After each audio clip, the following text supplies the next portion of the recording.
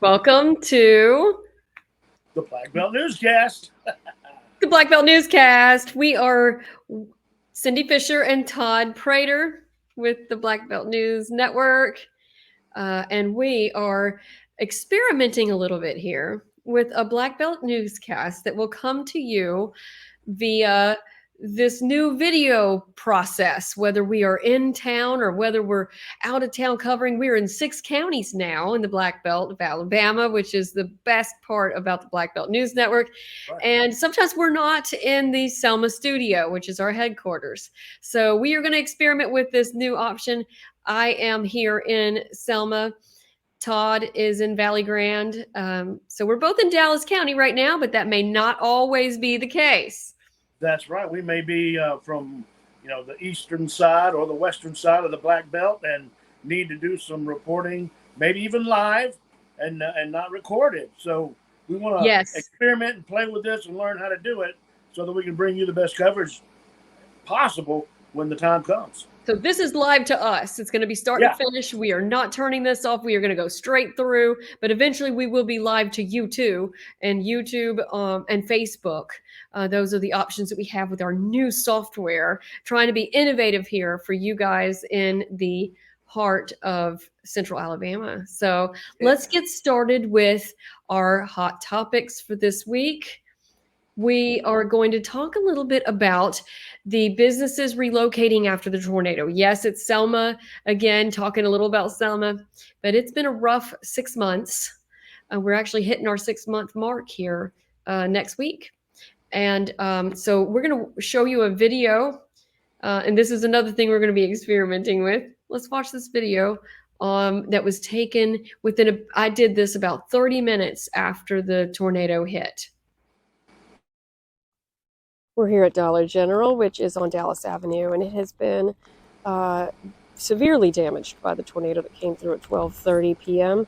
It's about 1:30 p.m. right now, and people are just kind of coming out to discover what is wrong and what might have happened while we were all hunkered down. Okay, so it was within an hour of it happening. So the new news is that there are efforts, and we talked to the chamber about rebuilding. Todd, what did you find out? Find out that the majority of the businesses, and it was quite a large number of businesses that were damaged in some way, shape, or form. And even more if you talk about the number of businesses that had to operate or didn't get to operate because of a loss of power. But the ones who actually lost their buildings or the buildings were too damaged to repair, most of them are relocating here back in the Selma area. And finding new places to put their business. So we'll talk about that and exactly what they're doing. And you can find more information about this at blackbeltnewsnetwork.com. We are online all the time. I mean, we've had, 2 manhunts this week and posting that at 9 o'clock last night. And so all the time, blackbeltnewsnetwork.com to find out more information about the efforts to rebuild after the tornado. So we also have news in this week's Selma Sun about reading scores. And we will be also putting on blackbeltnewsnetwork.com a look at the Black Belt as a whole and how we did on our reading scores. They just came out, and these are assessments for 3rd graders, which is important because it is now state mandated that 3rd graders read at the expected level, or they have to be held back. So that's a new marker that's been in many years now, but it's a very difficult process for us now that 3rd grade is, these kids were in kindergarten and 1st grade when COVID started.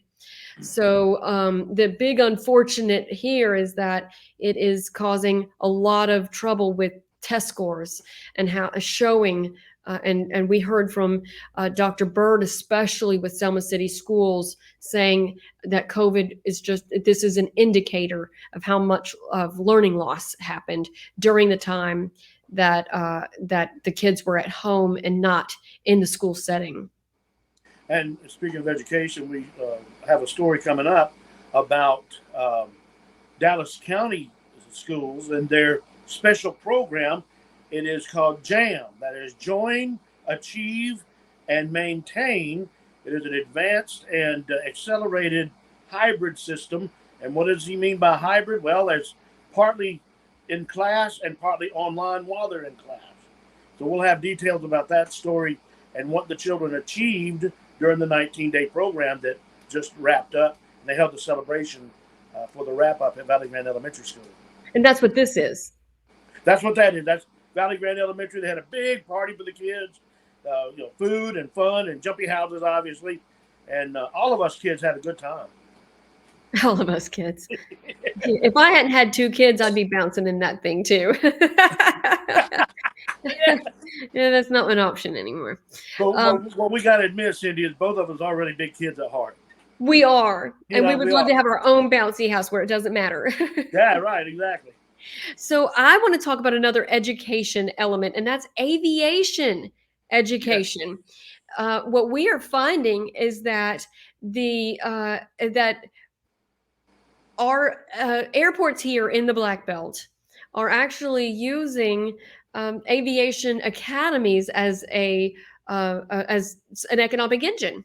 And what I am showing you here is this is the ATC, Advanced Air Traffic Control Academy, that is at Craig Airfield in Selma. And this is such a great opportunity for locals to come and and they come out making, big money, and such a great opportunity. We now have an air traffic control tower that is at Craig, and you know more about the virtual tower. Right. And the thing about the tower is it makes Craig a controlled airspace, which is much more attractive to businesses because it's safer and more efficient, and you can get in and out more quickly without any problems. But also at Craig, they'll be teaching virtual air traffic control, and eventually Craig Field will become the hub of a 40 airport system of virtual air traffic control. But Vaden and there's all kinds of aviation related economic development going on right here in the Black Belt, especially here on the western side of the Black Belt. Yes, because Resicum, which brought its AeroPro aviation, so they teach pilots and A&P, so that's mechanics, and they're doing that out of Craig Field in Selma, but they also are now overseeing the aviation education at Marion Military Institute in Perry County at Vaden Field. So they are, and so Vaden is now seeing an increase in traffic. And what's cool about that, they're also supposed to be getting fuel ability again, which is a great moneymaker for an airport. And so Vaden, they fly out of Vaden Field, they fly often to Selma and to Demopolis, Marengo County, to that airport. They often do that as part of their training, and they get gas at the Demopolis airport frequently. Oh, yeah. Great way for Demopolis to make money as well. So it's really cool that aviation education is something that is happening here in the Black Belt. There's another new business coming to Demopolis. Tell us about that. Oh, and Demopolis, for years, Demopolis had Traeger's Bakery. Well, now you're about to get the Matty Cakes Bakery at 112 Washington Street. And we sat down and talked to the Jacobs, who are opening Matty Cakes. They're going to redo the inside of the building. They're completely stripping the walls and getting down to some original walls. They're going to make it a very warm and inviting place. And that right there is actually the handwritten recipe that they make the tea cakes from that have been in the Jacobs family for generations. And I'm going to tell you, I got to try one. Oh, my Lord. I'm not supposed to be eating that kind of stuff. I know. But I wasn't about to turn that down. It's so hard when it's right in front of you. Yes, it is. I'm going to tell you, when you got to try it. Now, they don't have an opening date set yet, but it's coming soon. But she's already, Maddie Jacobs has already been selling them around town out of the house. So a lot of people in Demopolis know about it, but we'd like to see more people from the Black Belt go and check it out. So awesome. Well, that concludes this week's Black Belt Newscast. Make sure to tune in to see what we have to talk about next. Go to blackbeltnewsnetwork.com and see everything that's in between until we see you next time. I'm Cindy Fisher. I'm Todd Prater. See you next time.